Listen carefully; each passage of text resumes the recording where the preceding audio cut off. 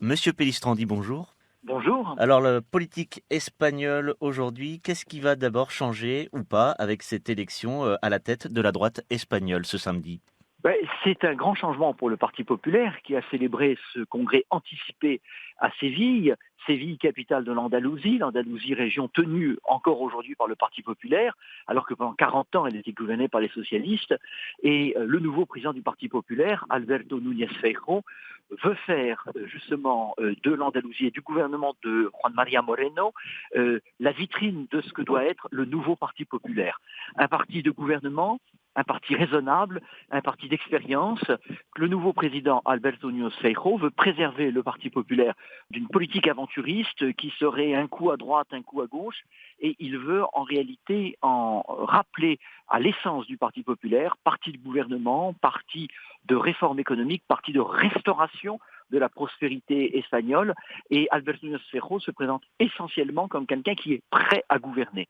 Et il veut recentrer le parti et surtout lui donner les moyens d'être le parti de gouvernement lors des élections à venir en 2023. Et donc, vous avez déjà commencé un petit peu à répondre. Qui est cet Alberto Núñez Feijóo, un petit peu son portrait, et est-ce que c'est l'homme du consensus aujourd'hui à droite? Alors, Alberto Núñez Feijóo est le grand baron territorial de la droite espagnole. Il est président de la région de Galice depuis 2009 et il a à son actif 4 victoires à la majorité absolue. Alors, dans une région qui est le fief du Parti populaire, mais dans ces années très compliquées de 2015 à aujourd'hui où le Parti populaire a énormément perdu, Alberto Núñez Feijóo, au contraire, a consolidé la marque électorale populaire dans son fief. C'est un homme de gestion et de gouvernement. Il est entré au service de l'administration dès l'âge de 26 ans et ce sur quoi il insiste beaucoup, c'est qu'il a une expérience de gouvernement. Et sa marque de fabrique, c'est justement ce caractère galicien, tempéré, modéré, centriste. Alors, c'est incontestablement quelqu'un qui vient, j'allais dire, de l'équipe de Mariano Rajoy, l'ancien président du Parti populaire, qui lui-même était un Galicien. Il se détache un petit peu de José María Aznar en ce sens qu'il n'est pas radical et il n'est pas du tout favorable à un rapprochement programmatique avec le parti d'extrême droite Vox. Et Alberto Núñez Feijóo avait déjà été en 2019, j'allais dire, le président in pectore des militants du Parti populaire. À l'époque, il avait renoncé à briguer la présidence du parti, estimant que toutes les chances n'étaient pas de son côté.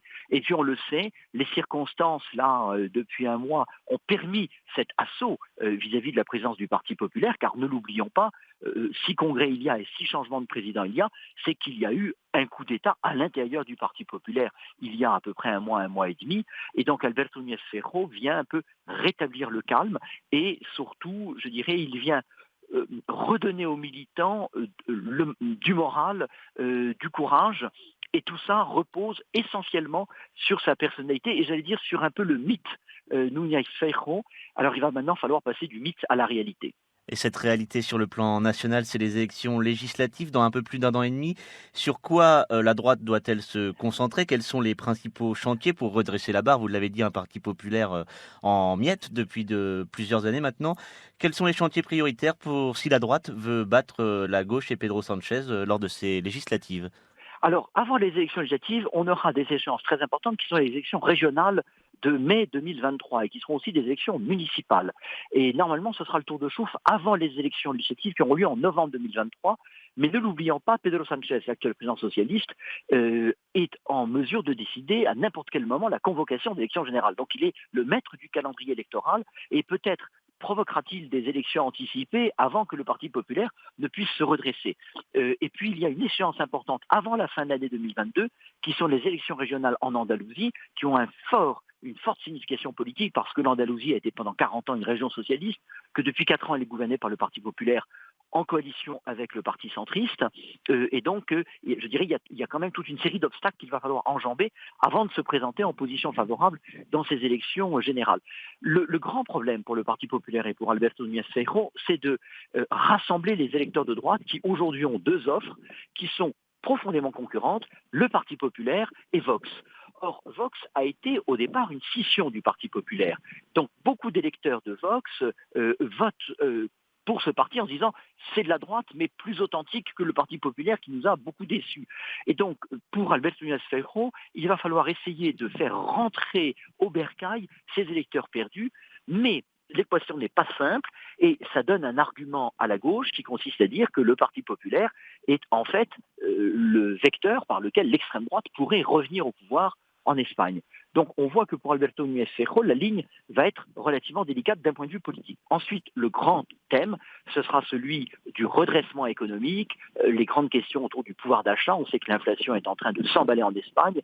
On est quasiment à 10% sur un an. Et il faut que le Parti populaire réussisse à se présenter comme le parti de l'ensemble des Espagnols et pas simplement comme le parti des riches. Alors, ce n'est pas trop sa marque d'identité, mais Alberto Núñez Feijóo va essayer de mettre l'accent sur la capacité de redressement économique que le Parti populaire a démontré sous José María Aznar en 1996 et sous Mariano Rajoy à partir de 2012.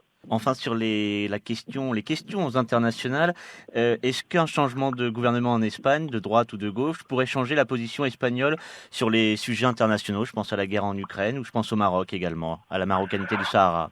Alors, sur les questions européennes, il y aura une continuité de politique étrangère. Ça, il n'y a pas à en douter. Il y aura peut-être des inflexions par rapport au tempérament des chefs de gouvernement. Sur la question marocaine, c'est vraiment une réorientation complète de la politique extérieure de l'Espagne.